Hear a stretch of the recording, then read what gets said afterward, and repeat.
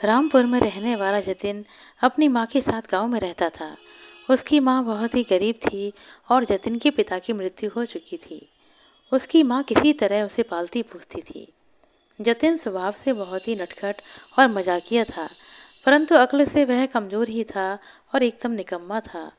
अपनी बेवकूफ़ियों के कारण उसे अपनी माँ के ताने सुनने पड़ते थे, या यूं कहें कि पूरा गांव ही उसकी हरकतों से परेशान था। एक दिन तंग आकर जतिन की माँ ने उसे घर से निकाल दिया। जतिन घर से निकलकर एक दूसरे गांव में चला गया। उसी गांव में उसने अपने रहने का ठिकाना भी बना लिया। उसका स्वभाव बड़ा ही मजाकिया और खुशदिल था, इसीलिए उस गांव के लोग उसके मित्र बन गए। गांव वालों ने जतिन की बहुत मदद की और उसकी रोटी पानी का खर्चा चलने लगा। जतिन की जिंदा दिली देखकर उस गांव के मुखिया की लड़की जतिन को पसंद करने लगी। गांव के कुछ लड़के भी जतिन के शुभ चिंतक बन चुके थे। उनकी मदद से मुखिया को मनाकर उसकी बेटी की शादी जतिन से करवा दी गई। जतिन को शादी में दान दहेज में बहुत सारा पैसा और जेवर भी मिले। जतिन अपनी पत्नी और शादी में मिले रुपए और जेवर लेकर अपने गांव वापस लौट आया। गांव लौटकर जतिन अपनी माँ से मिला और कहा, माँ देख, मैंने मुखिया की लड़की से शादी कर ली। जतिन की माँ ने देखा कि बेटा बगल के गांव वाले मुखिया की लड़की से शादी कर लाया है। उसकी माँ ने यह भी देखा कि जतिन दहेज में बहुत सी दौलत और सामान इत्यादि ले आया है, तो वह मनी मन बहुत खुश हो गई। लेकिन वह जानती थी कि जतिन एक बिल्कुल निकम्मा लड़का है। इसको पैसे कमाने का कोई हुनर मालूम नहीं है। इसीलिए वह कहने लगी, बेटा तुझसे मुझे कोई उम्मीद नहीं है, तेरे किए से कुछ भी होने वाला नहीं। यह सुनकर जतिन ने कहा, माँ मैं इतना बड़ा काम करके लौटा हूँ, क्या यह कम है? उसकी माँ ने कहा, बेटा यह बिल्ली के भाग्य से छींका टूट गया है। तू अगर अपने मन से अपनी मेहनत से कोई काम करे और उससे तरक्की हासिल करके 4 पैसे कमा कर लाए तो मैं जानूं, परंतु मुझे पता है कि तू मुझे बुढ़ापे में यह सुख नहीं दे सकता।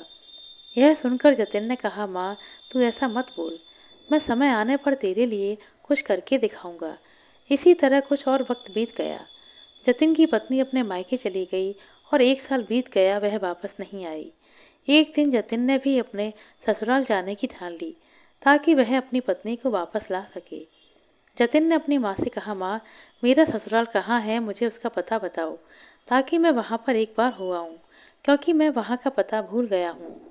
इस पर माँ ने कहा, बेटा तुझ में अक्ल तो है ही नहीं, इसीलिए अगर मैंने तुझे पता बताया तू तब भी भूल ही जाएगा।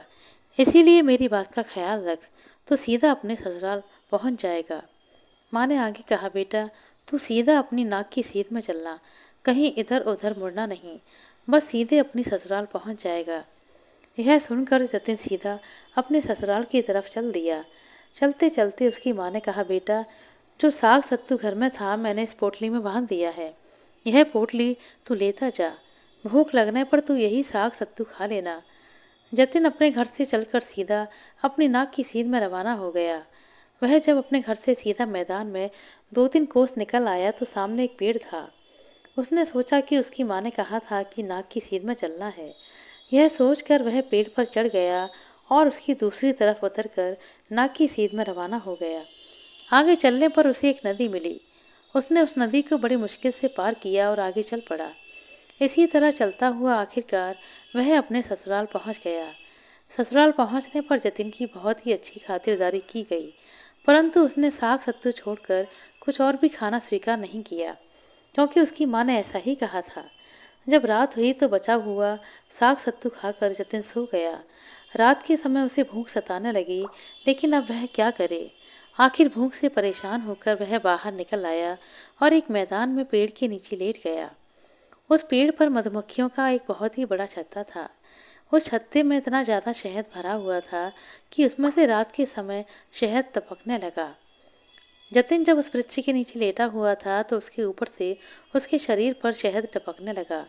शहद की कुछ बूंदें उसके मुंह पर भी टपकी तो वह उसे चाटने लगा और उसे बड़ा ही आनंद लेकर खुशी होने लगी। शहद की कुछ बूंदें उसके शरीर पर भी टपकती रहीं। वह परेशान होकर इधर उधर करवटें बदलता रहा। जतिन बेवकूफ़ तो था ही, उसे इस बात का पता ही ना लगा कि आखिर पेड़ से क्या चीज़ उसके ऊपर टपक रही है। परेशान और लाचार होकर वह वहाँ से उठा और घर के भीतर घुसकर एक कोठरी में जाकर सो गया। उस कोठरी के अंदर धुनी हुई रुई रखी हुई थी। जतिन को नर्म रुई मिली तो उसी में आराम के साथ जाकर वह सो गया। उसके शरीर के चारों ओर शहद तो पहले से ही लगा हुआ था। अब धुनी हुई रुई उसके पूरे शरीर के चारों ओर चिपक गई। उसका शरीर और उसकी शक्ल अजीब सी किस्म की हो गई। सुबह हुई तो जतिन की पत्नी कुछ रुई निकालने के लिए जब कोठरी में आई, तब जतिन जाग उठा। उसको ऐसे रूप में देखकर उसकी पत्नी चिल्ला उठी। उसने हिम्मत बांधकर पूछा, तुम कौन हो? जतिन ने उसे जोर से डांटते हुए कहा, चुप। वह बाहर गई और अपनी माँ से जाकर बोली, अम्मा, उस रुई वाली कोठरी में चुप घुस आया है। उसकी शक्ल तो बहुत ही भयानक है। यह सुनकर उसकी माँ ने सारे पड़ोसियों को इकट्ठा किया। कई लोग उस कोठरी में घुसे। जतिन को देखकर सबने पूछा, तुम कौन हो? जतिन ने बहुत तेज चिल्लाकर कहा, चुप। अब तो उसका ऐसा रूप देखकर सबकी सिट्टी पिट्टी गुम हो गई। सब लोग समझे कि चुप नाम की कोई भयानक बला घर में घुस आई है। उसे निकालने के लिए किसी ओझा या तांत्रिक को बुलाया गया। सबने कितने ही तंत्र मंत्र किए, मगर चुप नाम की वह बला घर से बाहर निकली ही नहीं। आखिरकार हार कर तांत्रिक बाबा ने सलाह दी कि आप लोग यह मकान खाली करके किसी दूसरे मकान में चले जाइए, वरना यह बला आप लोगों का सत्यानाश कर देगी। जतिन के ससुराल वालों ने यह मकान खाली कर दिया और दूसरे मकान में चले गए। जतिन को अवसर मिल गया। वह रात्रि के समय उस कोठरी से निकलकर बाहर की ओर भागा। रास्ते में जतिन को कुछ चोर दिखाई दिए, जिनके पास कुछ घातक हथियार भी थे।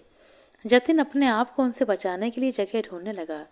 तभी उसने देखा कि बहुत सारी भेड़ें एक बाड़ी में रखी हुई थीं। जतिन चोरों के डर से उन्हीं भेड़ बकरियों के बीच में जाकर घुस गया। उधर वे चोर भी उसी तरफ आ पहुंचे। असल में वह चोर भेड़ों को चुराने ही आए थे। चोरों ने कई भेड़ों को वहां से चुरा लिया। उन्हीं भेड़ों में जतिन को भी रुई में लिपटा हुआ देखकर चोरों ने समझा कि यह भी कोई भेड़ है और उसे भी अपने साथ लेकर भाग चले। भागते भागते वे नदी के किनारे आ पहुंचे। इतने में सुबह होने लगी थी। चोरों ने उन सभी भेड़ों को जमीन पर पटक दिया। यह देखते ही जतिन ने कहा, मुझे थोड़ा धीरे से ही पटकना। उसकी आवाज़ सुनकर चोरों की तो नानी मर गई। उन्होंने समझा कि भेड़ के रूप में वह कोई भयानक बला है जो इंसानों की तरह बोलती है। उन्होंने जतिन को पानी में फेंक दिया और वहां से भाग गए। उधर पानी में शहद घुल जाने के कारण जतिन के बदन पर चिपकी हुई रुई साफ हो चुकी थी। उसने बदन मल मल कर स्नान किया और सुबह होते ही अपने ससुराल आ पहुंचा। दूसरे मकान में जाकर वह अपने ससुर से मिला और उनसे पूछा, आपने वह मकान क्यों छोड़ दिया? ससुर ने कहा, मेरे मकान में कोई चुप नाम की बला घुस आई थी। जतिन ने मन ही मन सोचा कि यह तो अच्छा मौका है अपने ससुराल वालों पर धाक जमाने का। उसने कहा, अरे आप चिंता ना करें, मैंने ऐसी बड़ी बड़ी बलाओं की छुट्टी कर दी है। वह उस पुराने मकान में गया और झूठ मूठ का नाटक करने लगा, जैसे कोई मंत्र पढ़कर उस बला को डरा रहा हो, भगा रहा हो। थोड़ी देर बाद वह बोला कि बला चली गई है। आखिर सब लोग उस मकान में वापस आ गए। अब जतिन की उसके ससुराल में और ज्यादा खातिरदारी होने लगी। वह अब अपने ससुराल में ही रहने लगा। तब एक दिन उसने अपने ससुर से कहा कि वह कोई काम धंधा करना चाहता है। ससुर ने कहा, काम धंधा करने की क्या जरूरत है दामाद जी, आप तो मेरी ही खेती बाड़ी का काम संभाल लीजिए। मजदूर खेतों में काम करेंगे और आप बस उनकी निगरानी करते रहना। यह बात जतिन को जच गई। उसने अपने ससुर का खेती बाड़ी का काम संभाल लिया। उसके दिन सुख से कटने लगे। कुछ समय के बाद उसने अपनी माँ को भी अपने पास ही बुला लिया। अब वह सब एक आराम की जिंदगी गुजारने लगे। इस तरह से निकम्मे जतिन की किस्मत ने उसका साथ दिया और वह एक धनी इंसान बन गया। आशा करते हैं दोस्तों आपको हमारे साथ सुनाई गई है कहानी अच्छी लगी होगी। कहानी अच्छी लगी हो तो कृपया लाइक कर दें, शेयर कर दें। चैनल पर नए हैं तो सब्सक्राइब कर दें। अपना कीमती समय देने के लिए बहुत बहुत धन्यवाद। मिलते हैं अगले वीडियो में, तब तक के लिए नमस्कार।